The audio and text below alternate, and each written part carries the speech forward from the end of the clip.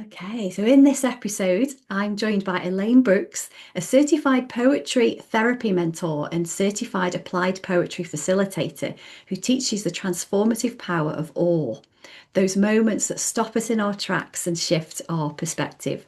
Elaine's background as a registered nurse and integrative nurse coach provided meaningful work in mental health and has helped shape her unique approach to well-being today. Through her own work and teaching at the Therapeutic Writing Institute, Elaine helps people uncover their gifts and reclaim their stories. Today, we'll explore the Eight Wonders of Life framework, discover how cultivating awe can heal and empower us, and learn practical ways to invite more wonder into our daily lives. Welcome to the podcast, Elaine. Thank you, Anna. I'm very happy to be here because this is a topic that is very close to my heart. And when I can share it with people, I get really excited. So thank you for inviting me. Oh, you're more than welcome. I'm very excited to learn more as well. I've heard quite a few things about awe, and I've been in many situations, environments where I've felt that awe. So it'll be great to get into that a little bit deeper. But first, let's ask you some quick fire round questions. And what Okay. was the last book that you read, and did it spark any sense of awe or wonder in you? Actually, I thought about that, and I'd actually like to talk about the book that I'm reading now. Not Okay. so much for the story, but for the title. And the title of the book is The Weight of Ink. And it's a Ah, story about two women 400 years apart. One of them in the 1600s who lives with a rabbi, and he asks her to transcribe letters for him, which was totally unacceptable in those days. right. And then it fast forwards 400 years where there is a historian who thinks she knows where those letters are, and she goes looking for them. And it's a long book, so I haven't finished it yet, so I don't know the outcome. But it was the title that struck me, The Weight of Ink. And I Hmm. thought about that in my own journal writing. What is the weight of the words that I put in my journal? And how many of them are often heavy because I'm writing about things that are going on that are troubling me? And that made me think, what about just kind of balancing that with some lighter words and really capturing moments of awe in my journal along with the heavyweight words. So it was the title that really grabbed me. And that was an aha moment for me that this is what happens for me from the title Yeah. of the book. Yeah. When you think back about other books that you've read, do you think it has it been a title that's usually drawn you in more so than maybe the knowing about the author or the context of the story? The last book I did read was the when yeah when air be oh God, I can't even think of the name of it right now. Sorry. But it's about a doctor who is a very brilliant neuroscientist. I'll have to get the name of it to you Yeah, we because, can include it in the show notes there if you send it okay, on. yeah, Yeah. I totally forgot the title. But he's a neurosurgeon and he's really coming into his own and he develops lung cancer and he knows that it's terminal. And so he writes beautifully about his story, about his journey. And that really did inspire awe in me that he Mm, could do what he did when breath becomes air. That's the title. Um, Paul Kalanithi is the author. And the story of his journey, and he and his wife decide, even though he knows he will die, they decide to have a child mm. and the story about how they come to that decision and the time that he does get with his child. It's just a very awe-inspiring book. It was for me. Yeah, yeah, very emotional, I can Yes, imagine as well. yes, Yeah, well, thank you for sharing those two. And yeah, it's a great prompt to, the weight of the ink as well. That's a great yes, thing to think about. And a lot of people tend to come to journaling for the first time when there is, they have those heavy emotions, something's right. happened, for example, sadness, grief, frustration, and we use the page to sort of pour that out, rage at the page, if you like. Yes, And but yeah, being able to have the opposite of that and have those light moments in there is a great perspective change of how to it is. come to a journal for the first time. So yeah, that's a lovely way to start and to get people thinking. And it's like when you do kind of make that switch, it's like taking a deep breath and knowing that it doesn't all have to be the heavy stuff. It can be more than that. Yeah, yeah, most definitely. Have those lighter moments, those moments of joy and creativity. Yes. Yeah, lovely. Well, yeah, thank you for sharing. So, carrying on with the theme of books, what was your favorite childhood book? And if you look back on that book, can you see how maybe it shaped the curiosity that you have about wonder and awe and I couldn't come up with one book, but I got this image of myself carrying these armfuls of arms full of books back from the library, and they were always mysteries. So I Hmm. don't know if in the UK you have had the Hardy Boys and the Nancy Drew mysteries. Hardy Boys, yes. Nancy Drew, probably. That name's not familiar to me Okay. though. But yeah, we had a lot of Enid Blyton as well, and yeah, we did have a lot of sort of mystery and follow the clues, those kind of books for And the that's what yeah. I loved. I loved the idea of trying to figure out what the ending would be. And I still love mysteries. They're still some of my favorite books to read. But I've read some of the children's books as an adult, like the Harry Potter books. Yeah. I've read as an adult and enjoy reading them from a different perspective. Mm. Yeah, and I ought to do that. I think that's a good idea. I always used to like as my early teen years, I got into point horror books, which were a little bit more sort of murder mystery rather than just Right. the mysterious ones. Goosebumps, I think, is quite popular at the moment for children. I think And so. it's yeah, so it was one. He was one of the writers for these hot point horror series, and I always think, I wonder how I would interpret some of those books if I came to them as an adult. So, yeah, I think I might try that actually because I've got a lot of the fairy tale stories downstairs still, some of them from when, or still from when I was, 2 or 3 years old, and my grandma used to read them to me. So, Oh, uh, yeah, the traditional stories. So, I might grab a couple of those one night with a cup of tea and see where it might take me.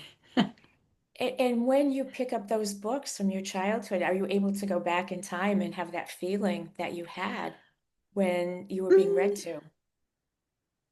There's one memory that's stronger than any other, and my mom met. She went on a skiing trip with the school, and she met a lady from South Africa.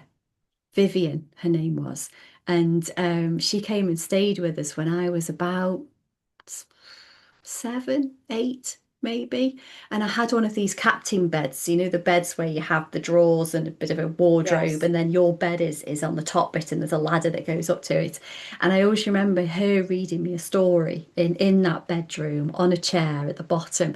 And I think just because I think she probably fascinated me because she was from South Africa, so the other part of the world. It was Right. a very vast space when you're that age, and that she took the time to read me this story. So that stays. That's a strong memory for me. Not so much being read stories, but I have memories of the story themselves, if that makes sense. Yes, Mm. it does. Yeah, yeah, thank you for asking. So it's like songs, isn't it? There's lyrics or poems that transport us back to a certain time or cast us forward to a certain time. Yes. Yeah. It's a captured moment. It's a catch a moment, the journaling technique. It is exactly. So you've mentioned journaling a couple of times already, in particular with relation to thinking about the title of that first book. So what's your relationship with your journal? What are your favorite techniques, and what are your ways of capturing those moments, particularly those moments of awe or wonder? My relationship with my journal is I journal more often than I don't journal.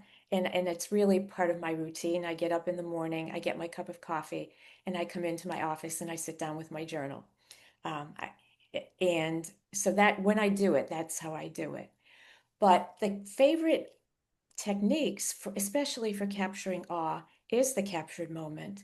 Yeah. And I know that you've talked to people about that on past podcasts, but for people who don't know that, it's taking a moment where we'll talk about awe, where you've experienced awe and coming home, if it's been somewhere else, or sitting down wherever you are and capturing every detail of that moment. Mm. This is where I am, this is who I'm with. If there are scents, what the scents are, what you see, what you hear, but capturing in the greatest detail you can that moment. And the great thing about that is when you go back and read it, it's like your brain is back there. And so you actually re experience it. So you can have the same feelings you had in that moment. So that's my favorite technique for capturing awe. Yeah. Another favorite technique is the dialogue, especially if I'm trying to figure something out, to have a dialogue with whatever it is that I'm trying to figure out. And obviously, it's not the thing that I'm having a dialogue with, it's part of me, but it sort of takes it outside of, okay, I have to figure this out. I'm figuring it out in a different way than just Mm. thinking about it. So those are my two favorites. And Yeah. then, of course, the reflection, right? No matter what you do, the reflection, and I know you've talked about that too, but it's very important because that's where you can capture those aha moments, going back and reading what you've written and saying, when I read this, I notice, or it makes me think I need to think about this more. So to have aha moments from rereading what you have written. Yeah, it's a great way to spot patterns as well, I think, with the reflection Yes. piece. Oh, that's come up before. Things that surprise you or things that you find a little bit curious. There's something that's, probably down here a little bit deeper that needs to come up to the surface. And without that reflection piece, or even, all of those techniques without going into the detail and the nuances about, what those moments and the senses that we have, what we smell, as you say, what we see, or what we can taste, what we feel, all those things do just help us to, um, I don't know, it's so much more awareness, isn't it, about what's going on. It gives us so much more information that we can work with. It does. And you brought up an important word, being curious. I think if we can be curious about what we've written or about what's happening in our lives, or about curiosity is a great thing to have when you're thinking about awe. And we can talk about that more later. But curiosity is a great characteristic to have. Yeah. No, I think let's talk about awe now. Let's talk about how we what is awe and how do people know when they're experiencing awe. I can remember the last place where I was that I think I really felt awe. A lot of the places that I am, it's in nature. It's a Hmm. beautiful sunset, it's a sunrise, it's seeing a bird that I've never seen before. Those kind of things. And I actually think I don't be interested to hear what you think about this, Elaine, as well. But I think that curiosity and awe are sort of intertwined. If Yes. you anyway, sorry, I'm talking too much. You go No, no, ahead. no, because I think it's helpful to hear your experience too, because it's real. It's what you've experienced and where you find awe that will be helpful to other people too.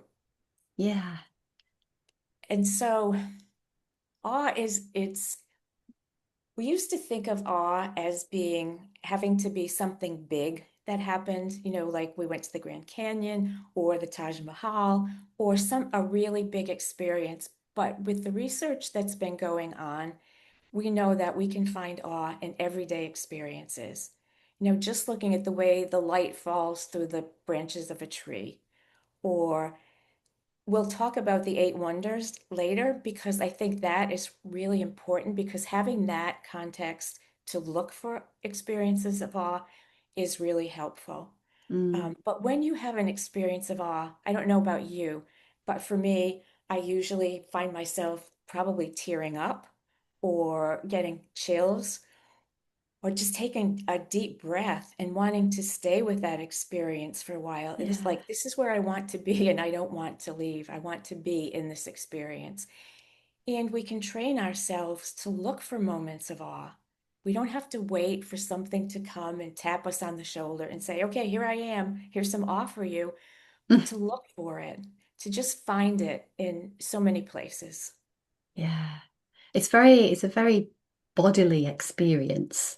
Yes. Yeah. And yeah, I think the more aware we are of things around us and the more that we get out of our head, and the act of journaling helps that, doesn't it? From being able to take, all of that overthinking that we have and that emotion inside our heads, putting it onto paper and giving it some distance. I think that in itself helps to free up that awareness of what's around us. So rather than, for example, going for a walk down the road, along the canal, wherever that might be, we're not stuck in our heads. We're more open to, well, what's around us? What can we see? What can we hear? And it's the complete opposite to sometimes what we're used to with being stuck inside our heads. And that means we have to put our phones away when we're out for walks if we want to Yes. find these experiences of awe. And one question I find that's helpful to ask is if you see something, say, what if I never saw this again? What would it be like if I never saw this again? Would you pay more attention to it? Or what if I'd never seen this before? Would you Yeah. pay more attention to something and really look at it in greater detail? Yeah, that's a great question. I really like both of those questions. I really like Yes. that. I sometimes think that, just thinking back to a couple of weekends ago, I did a couple of journaling workshops as part of a retreat for a lady she's developed this concept where it's sort of your life story, if you like. So it's not a writing retreat, but it's a way for you to capture different parts of your life that she calls the life jars. So, Mm. childhood, teenage, 20s, young adult, later life. And we went on a walk along the Monsell Trail, which is a very quite a long trail in the Peak District in England. Very, very beautiful. And there's a couple of tunnels. Um, and we walked, it was raining. So we said before the podcast, it's pretty much rained here nearly every day since January. Yeah, it was raining. So we darted into this tunnel and there was cutouts in the tunnel and there was little plaques which had got numbers on. And I'm the one saying, oh, I wonder what those numbers mean. Uh-huh. Or, the shape of that, I've not seen that before. So, well, what you were just saying then, that is me. I am the person that asks all of those questions. But to me, that's natural. And Right, I, right. I get, I can't understand why sometimes people can't see those things. But I think it is that they're either down here looking at the phone or they're in here not Yes. seeing what's around them. And it's such a shame. So those two questions, what if I never see this again or I've never seen that before? Brilliant. And curiosity is something that's natural for you, and it's natural for me too. I kind of consider it one of my superpowers, being Yeah. curious. But people can train themselves to be curious too. If we really pay attention to where we're going and what we see on our way there, we can train ourselves to be curious. And Yeah. I'm hoping that's something that people will take from this, that it's not something that's necessarily innate. I think it is for many of us, but it's also something that we can learn.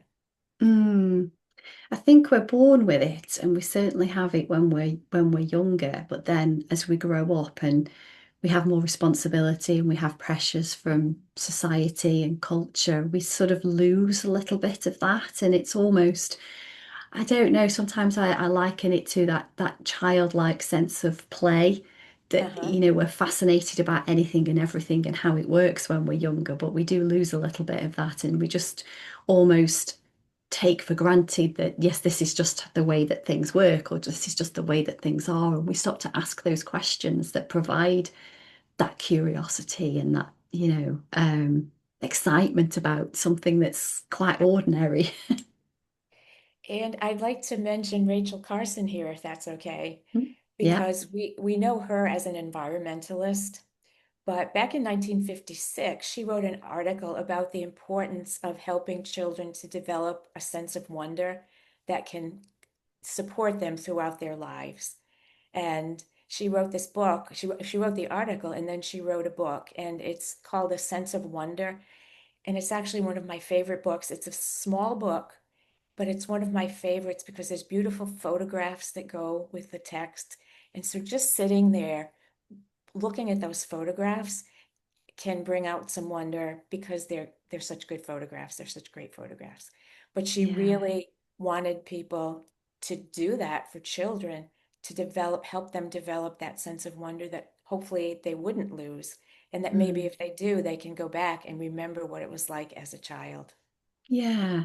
And how lovely as well to start keeping a journal at that age and Yes, keeping them and referring back to them, particularly if it's a sort of scrapbook type journal where they put the photographs in there or they do the yes, little drawings about what they've seen, nature journaling, they see a flower or a bird or something and then they just keep that and being able to refer to that in adulthood. It's just, I wish I'd have done something like that. I used to me too. doodle quite a lot and write bits and bobs, but nothing that ever really made sense to me at the time. Although I do wonder now if I was to look back on those and it would trigger the memories of what was happening when I wrote those or I drew those, what that would mean to me now. Right. Yeah. So yeah, I mean, I just the question that I usually ask, actually, that would be probably quite good to ask you now is take us back to your earliest childhood memory of experiencing awe. What sort of, have you got any memories of what stopped you in your tracks? I do. Thank you for asking that because it really brings me back to that time. And I was 5 years old, and my sister had been born. This was in December. She'd been born in June. So I was a little bent out of shape because I'd been an only child. Yeah. And my grandmother, who I really loved, took me on a train it was Christmas time, and she took me on a train to Boston, which is in New England for people who don't know, but it's a big city, and they had these store windows that were decorated like you wouldn't believe for Christmas. Just looking at the lights and the ways they decorated the windows, that did stop me in my tracks. But then she also brought me to lunch in a hotel, in a very fancy hotel, and I was dressed up. And I just remember sitting there sharing this time with her. And here, this wait staff, they were all dressed up in this fancy hotel. I have no recollection of what I ate, but I'm sure it was something special. I'm sure there was a special dessert that went along with it. But just that experience of riding on the train, seeing the landscape go by, getting off the train, and I'm sure it was cold because it was December, and walking to look at those windows. And it's really sad that that doesn't happen anymore. I don't see Hmm. stores, there's not those great big department stores that went all out at Christmas. So thank you for that because it's a great memory, great thing for me to remember. Yeah, I love it when we have these sorts of conversations because you say something and that makes me remember something, and hopefully vice versa. But yeah, we used to have a department store.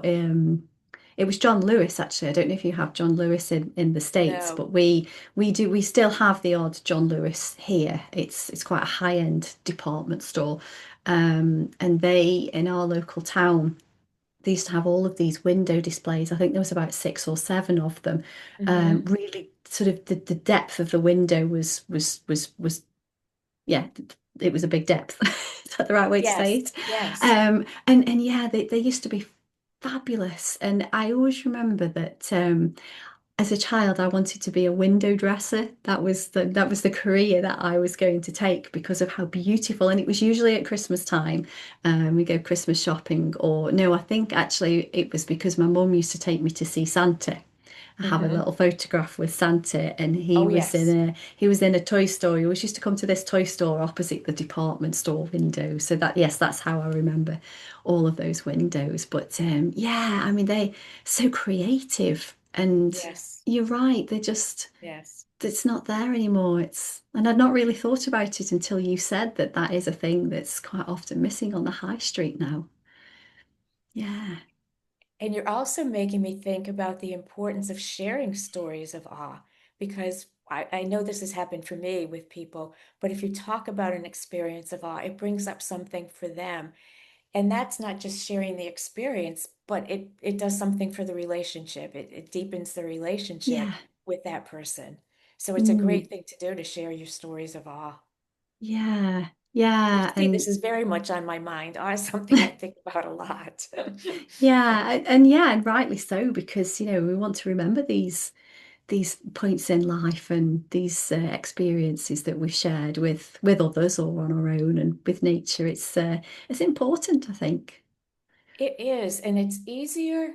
Our brains store the hard memories more quickly and easier. And excuse me, I just need a quick drink of water. Mm, And so we have to work harder to store the positive memories. And if we share them with people, if we write them in our journals and share them with people, they will become more embedded in our being. yes. Yes, and then hopefully, within our culture as well. And the more that people do this, the more it's going to get passed down to generations. And this just becomes something that we do. Yes, yes. Oh, what a great way to think about the future.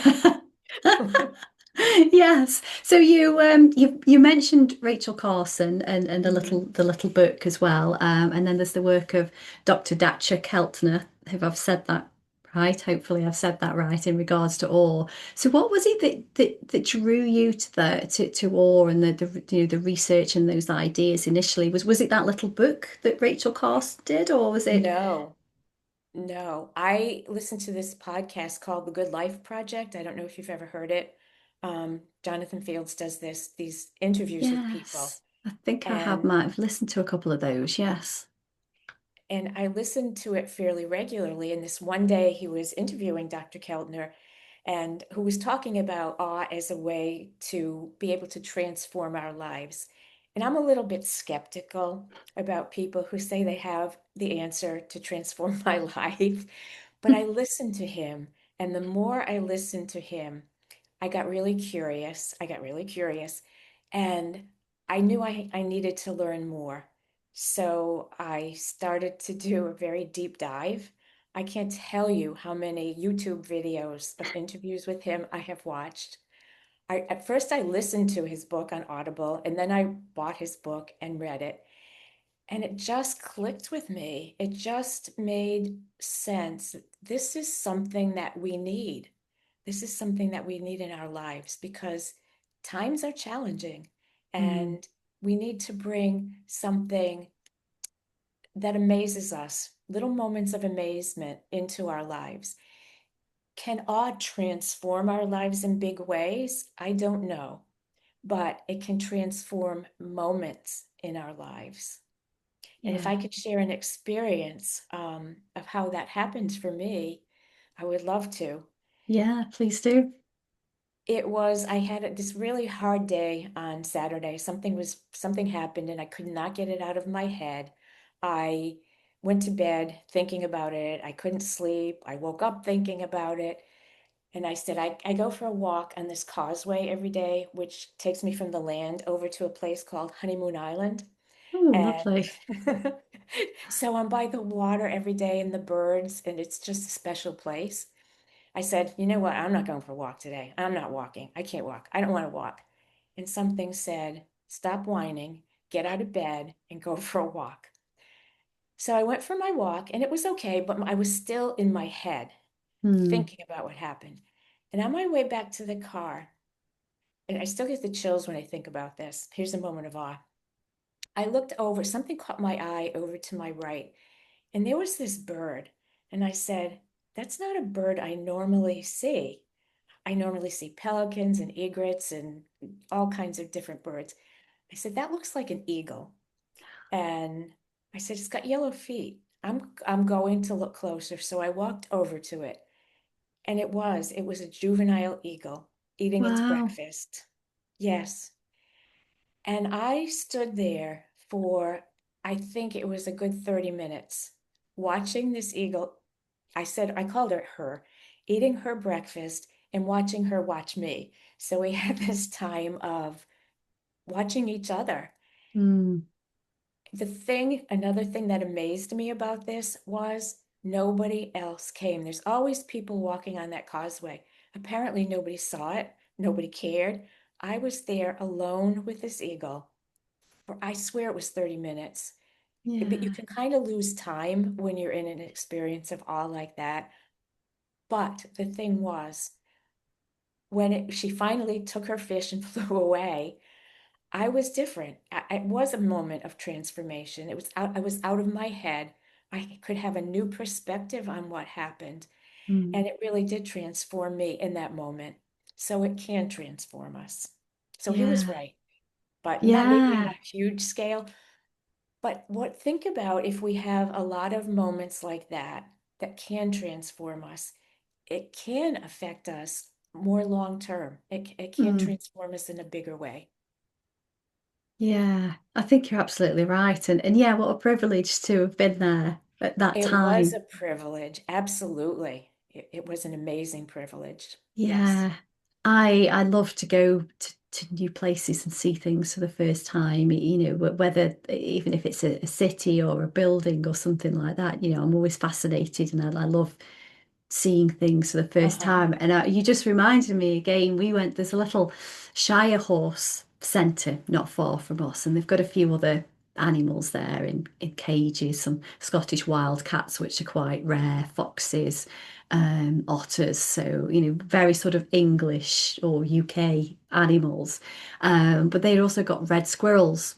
Now we don't have many red Uh, squirrels in this country anymore at all. The native squirrels, the grey squirrels came over, they carried the disease, but are immune to it. But the red squirrels, unfortunately, aren't.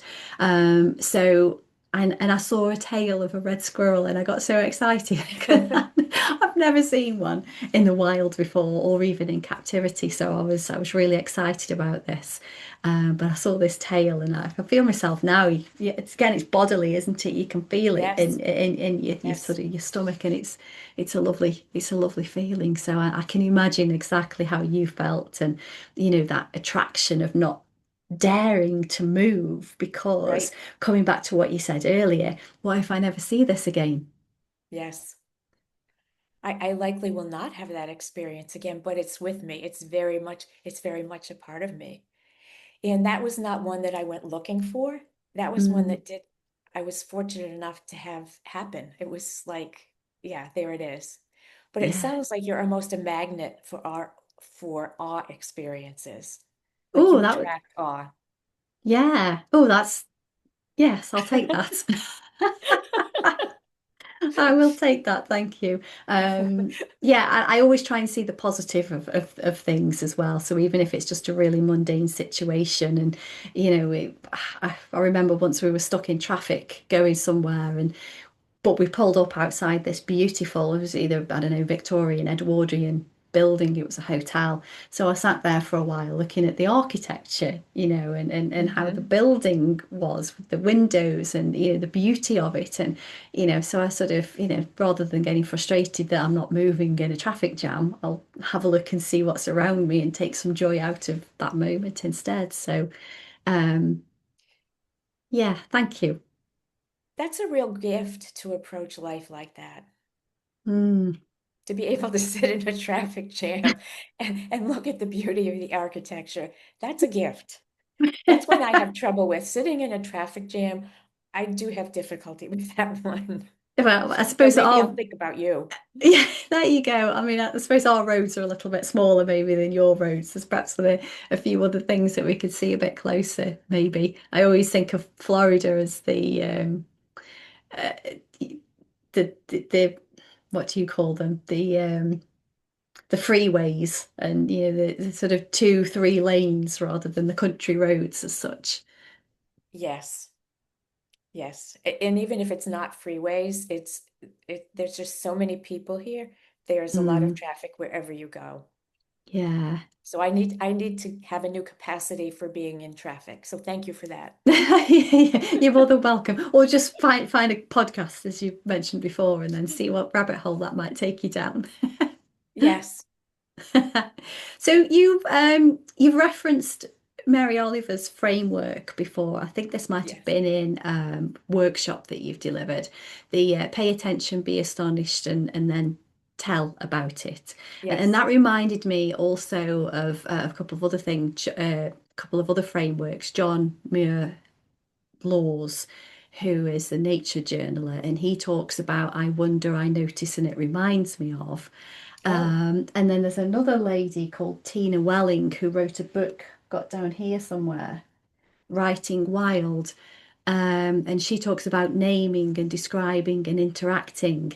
And I think a lot of those are all, they all talk about sort of slowing down, looking around, connecting, and then really taking on board that wow aspect of what it is that's there in front of us or how it makes us feel. So I wonder if you might be able to just talk us through those three steps in practice.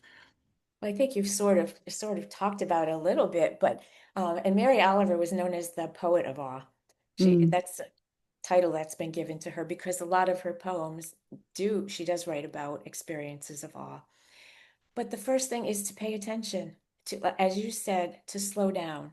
If you go on, or I'm thinking about being in the car now, to slow my mind down when I'm stuck at a traffic light and just look around me and see what's around and say, where can I find awe in this mm, experience? Instead of sitting there complaining that I'm at this traffic light for what seems like an eternity, to look around and see, okay, are there birds out there? What's out there? What tree is out there? And pay attention to what's around me. So maybe I can't always be astonished by what I see, but to work at being astonished by small things. Um, like I think I said before, like the light coming through the limbs of trees, or a flower popping up through the crack in a sidewalk, or finding a special rock on the beach, but just to be astonished and by little things because they're everywhere. And mm, then telling about it is an interesting thing. Telling about experiences of awe may be a good thing, but I think we need to be careful when we choose who we tell about these experiences because some of them are so deep. That experience with the eagle, I haven't told to too many people because it was a deeply spiritual experience for me. And it needs to be somebody that can understand that and isn't going to turn around and say, oh, wow, that was really nice. mm. If we have these really deep experiences of awe, I think we want somebody to say, wow, that must have been special, or tell me more about it, to be Yeah. curious about it. So to either tell about it to somebody who can hear it and appreciate it, or again, write about it. Again, there comes the captured moment. Write Mm, about it in your journal so you can go back and reread it and be back there. mm. Do So I you, think sorry, go on. that's, no, I was just thinking those are the three things that do go together. And you'll need to give me the names of those other books later because I'd love Yes. to read them. Yes, of course. I can take a photograph and send them to Okay. you. Um, yeah, what was I going to say then? I think you're absolutely right about sharing it with not everybody will appreciate Yes. what you've experienced, and I think it's quite you cotton on quite quickly with people that aren't interested in that, and they almost never attempt to share anything like that with them again. Certainly from my experience, I can sort of tell immediately if someone's willing to listen or go on that deeper conversation or journey with me. And if you do tell it to somebody who then kind of is like, oh yeah, okay, that sounds nice, it's kind of deflating. We can let it take away, if we're not careful, take away from that experience. So being choosy is a really good idea. Yeah, for sure. Yeah. And I'm curious, did you have a journal on you on that day when you came across the eagle? Were you able to write anything there in the moment, or did you have to wait till you got home? I had to wait. I took pictures. So I always have my phone with me and I do take a lot of pictures. And that is another way to capture moments, but we have to be careful that we don't get so caught up in taking just the right picture that we miss Yeah. the experience. But Yeah. in looking back at that pictures, it's just like I'm right back in that awe. It's like I stood there with this eagle all by myself for a long time. And how many people get that? It was a real Yeah. gift. Yeah, very few. I would love if you could send a photograph so that Oh, I I will. could see it. Absolutely. Yeah, I'd be thank happy you. to. Yeah, thank you. Yeah, it is these moments, they just need to be cherished and we can come back to Yes, they them. do. Yeah, so you've mentioned the eight wonders at the Yes. start. So let's delve a little bit into that. So for people that, are listening or watching and, they're unaware of what these eight wonders are, yeah, share a little bit about that if you're Oh, I'd happy love to. to. Because I love talking about these because these are great places for us to go and look for awe. But this was the whole context of Dr. Keltner's book. And when they were doing research about awe, it's only within the last 20 years research has been done about awe. People were not that Yeah. interested in it. So he's given us a great gift by doing research. And they asked 3,000 people in 26 different countries to share their experiences of awe. And then they classified them into what they called the eight wonders of life. Mm, And when I thought about this before I knew what they were, I thought, what would most people name? And I thought, probably nature yeah. and or maybe religious experiences, but it wasn't. It was what, this just gives me hope. It was what he called moral beauty. And it's about when people find kindness in others or see the strength in other people or overcoming the beauty in those experiences. Moral beauty was number one. Mm, And so if people are listening, I would encourage you to think about where do you find moral beauty in this world right now? Because we're inundated with images and writings about things that are the opposite. So to really go looking for that can be a gift to ourselves. yeah. So that was number one. Where do you find it?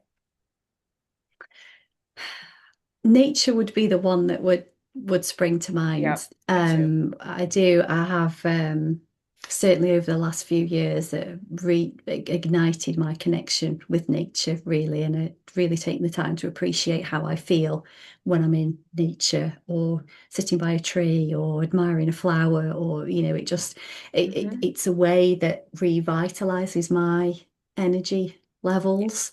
And I like to think that I can return that favour by gardening. And I haven't got great what they call green fingers, but I try my best. So definitely nature. Um, but all aspects of nature as well, sky, water, Hmm. animals, the whole hog. And another one, and I'm not sure which of the eight it will come under, but from when I was on your workshop for inspirations, you mentioned concert, that sort of Yes. collective um people coming together, and again that resonated a lot with me because I like live music. I like live events in general, whether it be a rock concert or um, a brass band, jazz, or anything where I'm with other people. And I think part of that is because it really connects again to the body and the Hmm. senses. You can feel it, you can hear it, you can see it. Um, you can even smell certain aspects of it as well. So I think it's a very embodied experience. So yeah, I'm sure there's others, but they are the two that come to mind for me. That's a perfect segue into what the second wonder is. And it's exactly what you're describing. And it's called collective effervescence. And I smile every time I say that because it sounds like something that we should bottle and be able to pop open when we need Mm, that kind of an experience. But it's exactly what you're saying, what people, that collective energy that happens when people are at a concert or at a football game, or for you soccer, at some kind of event like that. It's that collective energy that happens. So that is the Mm, second one that people named. Um, yeah. yes. The third one is nature. And I think we share that love of nature. But there's one quick story I'd like to share about that. And it was something at that workshop that you were at that this gentleman talked about. And it just moved me so much because I never would have thought about this being awesome. I You know remember what I'm thinking? the bees, Yeah, it was wasps, actually. wasps. It was wasps, which to me are even worse than bees. Um, But he talked about he and his wife sitting on their porch, and there was a big wasp's nest. I get choked up with this one. It just really Mm, touched me. And he was awed by the work that the wasps were doing in this nest and just watching them. And they were waiting for the exterminator to come because it was dangerous to have all these wasps around. And they tried to figure out a way to move the nest so that they wouldn't have to destroy them. And they couldn't do it. mm. So he was so moved by watching the work of those wasps. And I was so moved by listening to him talk about it. And I think you were too, because you remember it. I was. I remember going down and telling my partner about it afterwards Yes, because it was one of those things that you wouldn't necessarily link with or even, that sort of emotional connection to it for the majority of people. And, it was a real um how we'd sort of done full circle almost, getting the exterminators in, but then having taken the time, slowing down again, paying attention to what they were doing, how yeah, yes, yes. yeah. So I will never forget that one. I wish I had his, maybe I can find his email to write him a thank you because it just touched me so much and it's something I'll never forget. Yeah, it's a great example though of something that you wouldn't necessarily link to awe, to Right. wonder. Yeah.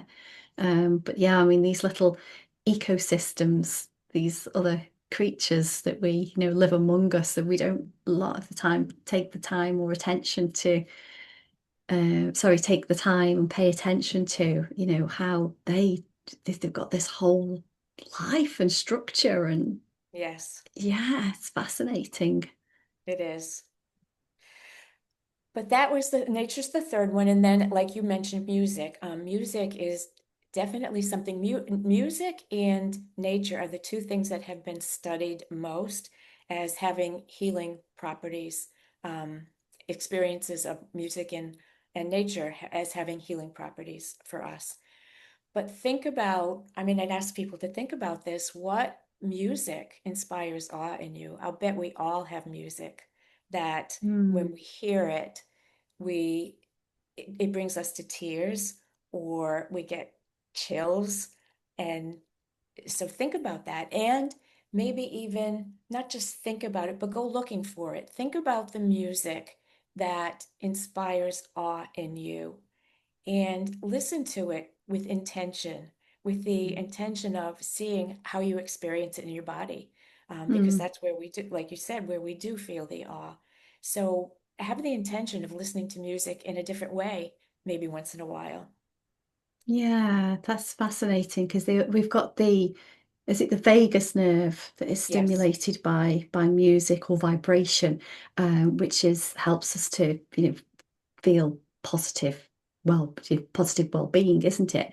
Yes. But yeah, it's interesting you should say that because I like a lot of different types of music, and so some make me feel sad, some make me feel happy, depending Hmm. on what the memory is attached to that. Rock music was what I sort of listened to when I was a teenager, that sort of 80s glam rock, if you like, the hair people, the hair Yeah. rock. And I was actually sorting out some cupboards and drawers in the bedroom the other week, and I put on a couple of albums that I'd not listened to for years, and I turned the volume up and I was singing, and it was just, it made the experience of just sorting through stuff, which is very random, really enjoyable.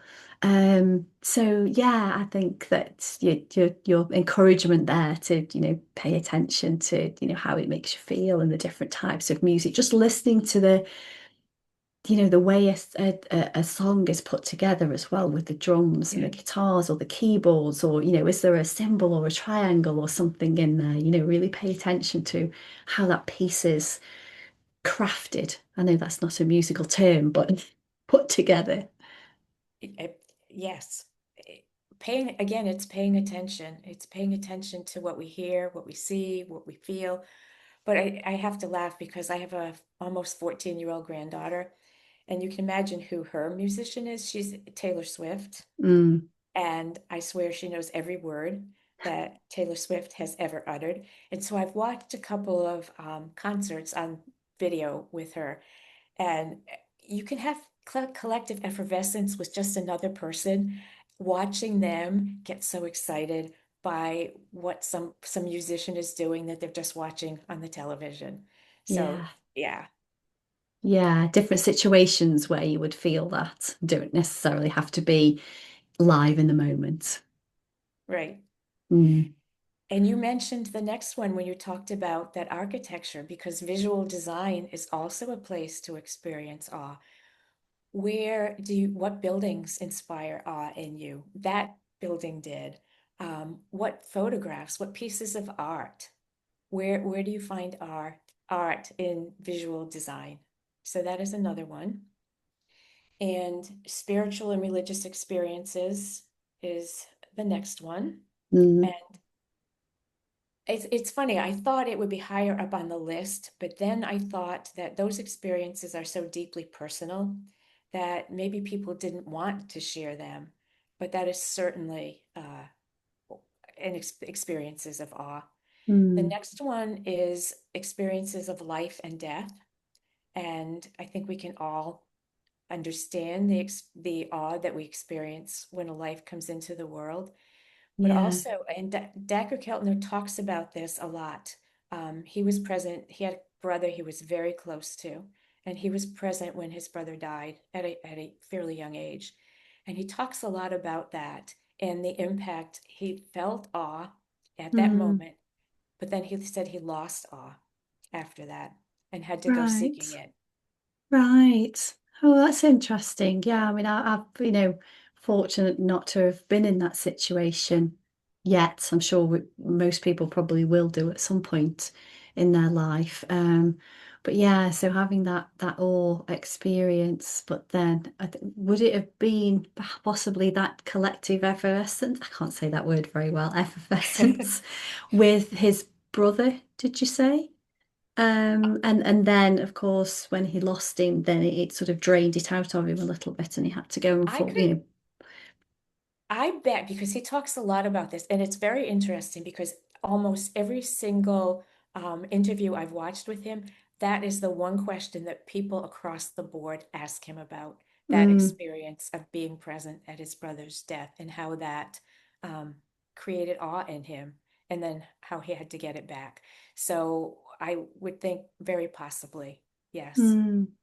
It's interesting to think about because there's also the you were talking about the eagle, seeing the young eagle.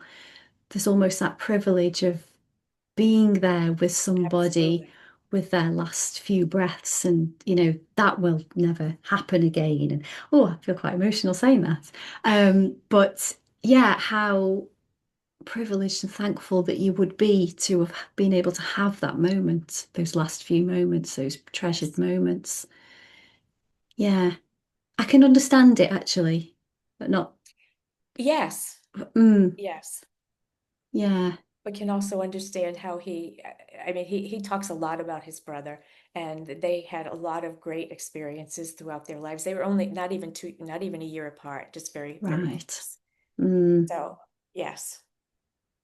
And the last one are those moments when we suddenly understand something, whether it's like a mathematical principle or just something we've kind of been gnawing on for a long time, and all of a sudden we get this, oh, we get this aha moment.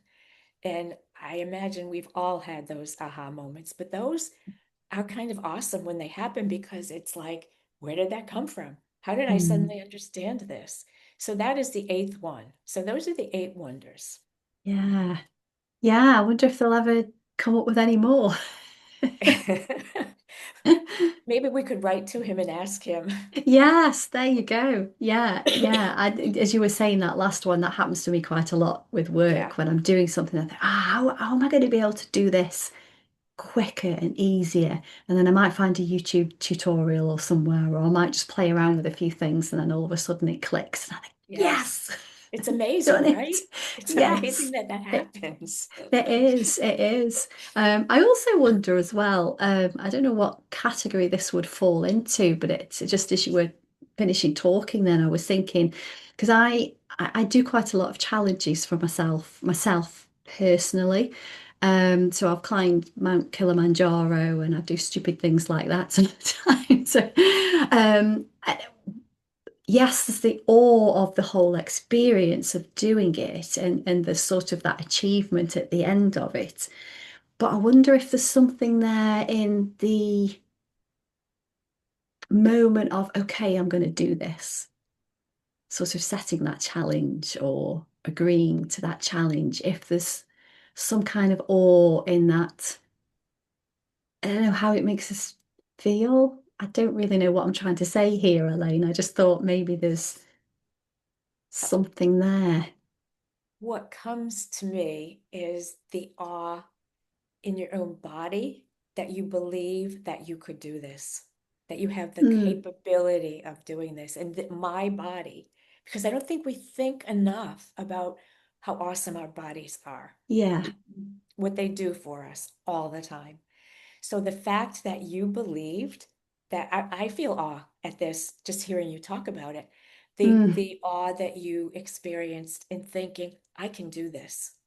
I'm capable of this. I think that's pretty awesome. Yeah. Oh, thank you. And I think you're absolutely right. Our bodies are very, we underestimate them sometimes. And I always, the mind will always give up before the body will in a lot of cases. So we have to Right. be in the right frame of mind, the positive mindset and all that. And I knew that my body would be able to do that climb. I was very anxious about the altitude sickness because it was an area of uncertainty to me. I'd never climbed that high before, and I knew that some people could be quite ill from it. But I took steps to help me to prepare for that. Mhm. So I worked with it's my age. I keep forgetting words mid-sentence. It's okay. Hypnotherapist. She did me Oh, a couple of different tracks for me to listen to. So, that sort of made me think about the achievement of, standing at the top and look at what I've done and, all of that so that sort of prepared my mind to not think at the last minute, I can't do this because I knew my body would be able to. But it was my mind sort of, with not being able to breathe in the same way and that with being in the high altitude. So yeah, there's things that we can do to prepare. I'm very impressed that you did that. Thank you.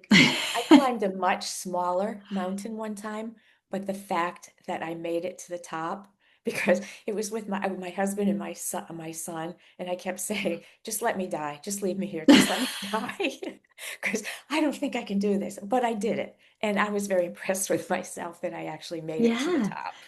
And, So and I'm once very you've impressed done, by you. yeah, thank you. But once you've done something once, then, you can do it again. Or if you wanted to, you could do, go a little bit higher and Right, turn right. up a notch next time. We are pretty awesome human beings.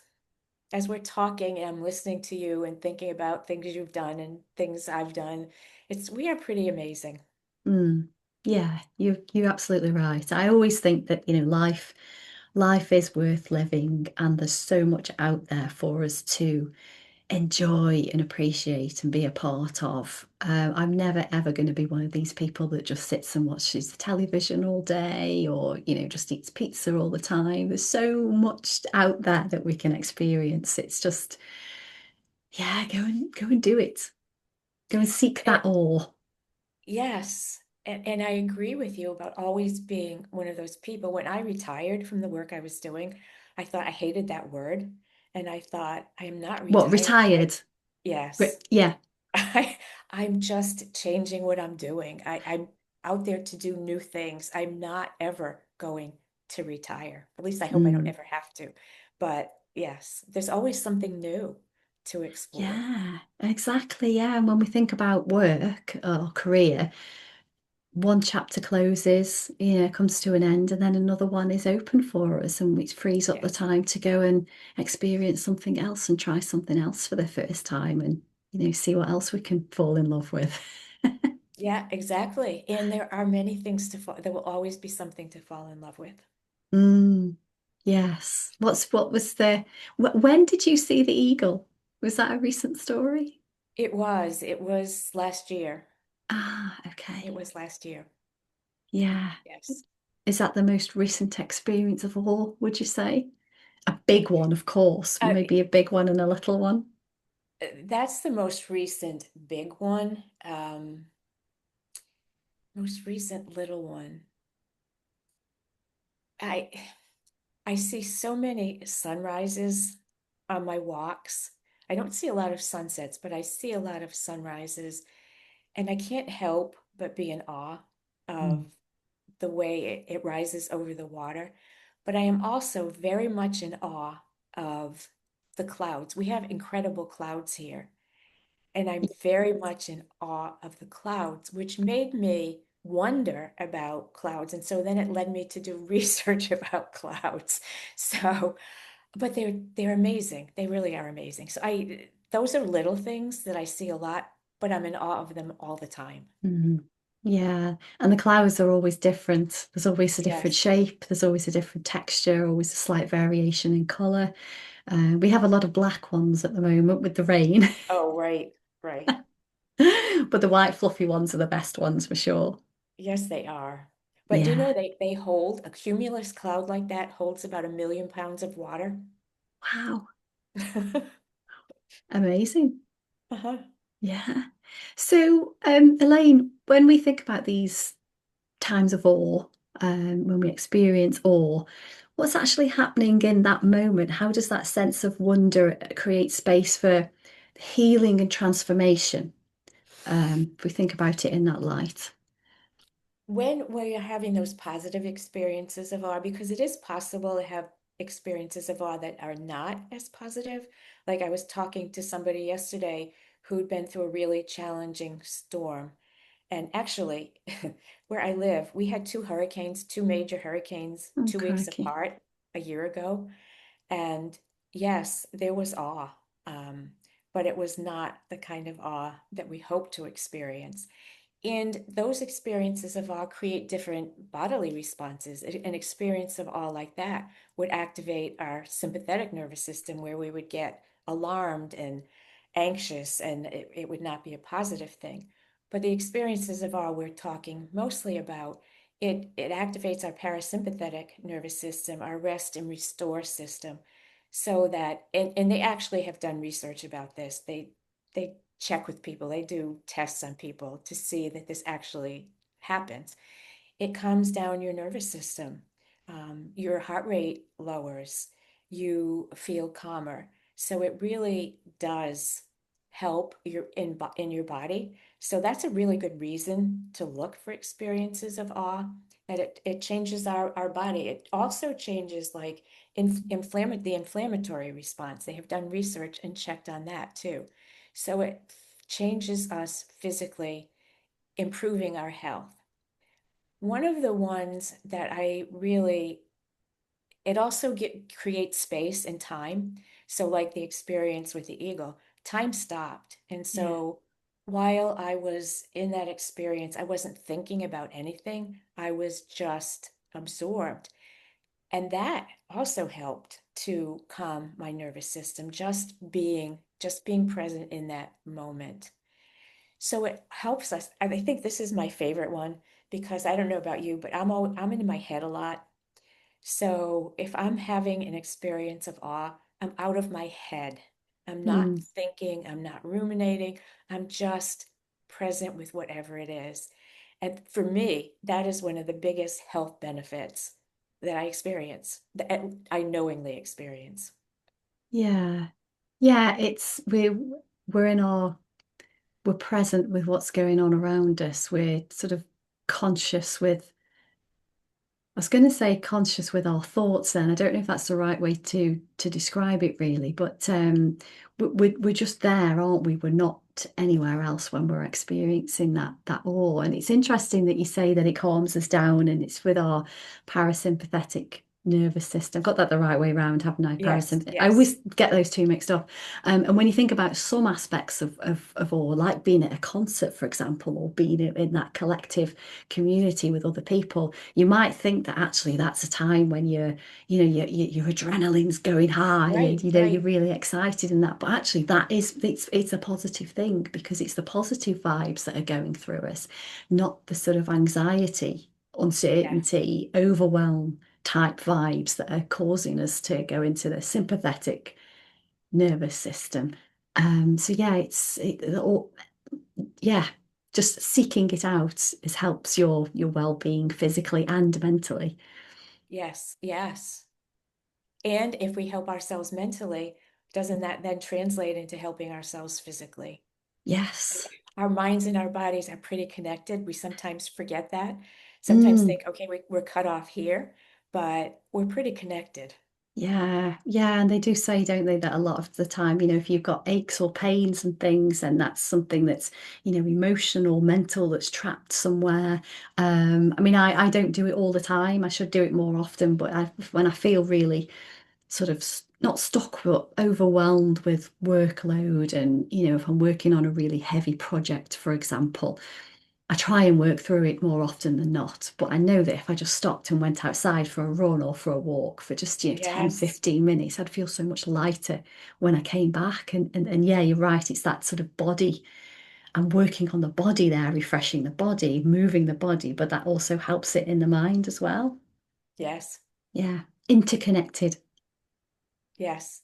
And how many times when we are struggling with something, if we go outside and just take a break, we have a different perspective when we come back.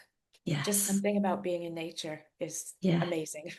Yeah, it just sparks an idea or a new solution to something that we've been pondering on for ages. Yes, Yeah, definitely. So you mentioned that finding awe at times of crisis or life transitions, or that's an area that you've worked in. Um, and there's something quite profound about that idea that the right people or moments appear at exactly the right time, exactly like your eagle yes. appeared for you at that right time. So you've experienced this yourself. Um, but what role does awe play in helping us notice those synchronicities? Is it just more of that openness and awareness, or do you think there's something a little bit deeper going on there? I think it probably is just being open to those moments. Um, like the eagle, I wasn't consciously open to, okay, I need an experience of awe, so I will look for it. But I was open in walking and looking at my surroundings. And I don't know if this was one of those really strange things that happens that you can't explain. I don't know why, because it was not like right in front of me. I don't know why I looked over. I mean, I had to consciously turn my head and look to my right. I don't know why I did that. And Yeah. there it was. So I'm not sure we can explain those moments of synchronicity. Sometimes maybe we can, but I don't know that we always can. They Mm. happen, and I'm grateful for them when they do happen. Yeah, I usually like to think that, the universe is trying to send me some messages or, I have a look for Yes, some of those signs. And I think that probably falls into part of us being more aware and taking notice and spotting those other opportunities. So I think they all somehow work together in just helping us to, live a better life, really, healthier life, one inspired by curiosity, connection. It's all intertwined somehow. I absolutely agree with you. I think there are some things we just can't explain. We look for things, we look for explanations, but there are some things we Yeah. just can't explain. Yeah, we are a meaning seeking species, aren't we? Whereas quite Yes, just we are. just accept sometimes and enjoy. Yes, I agree. Yeah. Yeah, we've talked about some of the benefits, well, a lot of the benefits actually in being open to seeing awe, all the physiological benefits, the mental benefits, reducing stress, boosting immunity, because, when we're Hmm. feeling healthier, of course, we've got a better immune system, less doctor's visits. So for people listening that perhaps feel a little bit in the daily grind of things, thinking, well, I can't get out and have this daily walk. I never see the sunset. I never see the sunrise. I never see anything like this. Apart from sort of, being open to going out there and seeking it, are there any practical suggestions that you have that people can begin to, incorporate or into their daily lives? I wonder if people who think they can't go out and seek it could maybe find even 5 or 10 minutes. It doesn't have to be every day, even once a week to go out into nature or to listen to music um, that inspires awe in you and pay attention to how to find that music that's calming, that is also, awe-inspiring, but is also calming. That can be a definite way of doing it. I know music is the other thing. Nature is big for me, but also if I'm really having a hard time, I will find some music that I know will comfort me. Yeah. And that's a really big one. Um, yeah, to look for examples of moral beauty, to look for, I mean, we all have to go to the store, right? And to look for those little moments of kindness where somebody is kind to somebody else. Mm, Or even, I read a lot of historical fiction, and to even look in maybe movies or books that you read for moments of awe where people have done these amazing things that you have to say, it stops you in your tracks to think if somebody actually did that thing. mm. So those are some ways um, to look at the people in your life and see how awesome they are. Just appreciate the awesomeness of people in your life. I'm trying, but I'm trying to keep the eight wonders of life in mind. And when you have those aha moments, to appreciate this is a moment of awe. I'm amazed that Yeah. I had this moment of awe. Those aha moments are so great. So that Yeah. those are little things that people I think can do. Yeah, and actually drawing your attention to the fact that, yes, I've experienced awe in this Yes, way, and this is what it was, and writing about it so that you've got that actual yes, captured moment of it. And I think, yeah, coming back to what you said earlier about the little things, it doesn't have to be, we think awe-inspiring being very big, right. as you mentioned before, but it's the little things, it might even be just visiting a museum and Oh, yes. paying attention to a painting or a piece of pottery. Where I'm from, we've got a lot of history around pottery, fine bone china. We had a lot of bottle kilns and that around this area. There's still about 20 something left. um, that was quite awe-inspiring. I did a run around the city, and we had a guide, and he pointed out every single bottle kiln that was still in Oh, existence wow. and in what pottery firm it had come from. And some of them have been renovated because they've had money renovating them. So that was a real awe experience, really. So yeah, the little things, watching the ants go over the pavement and seeing how they all work together, like those wasps in their story Yes. from the guy from the class. Yeah, yeah, just slow down and notice.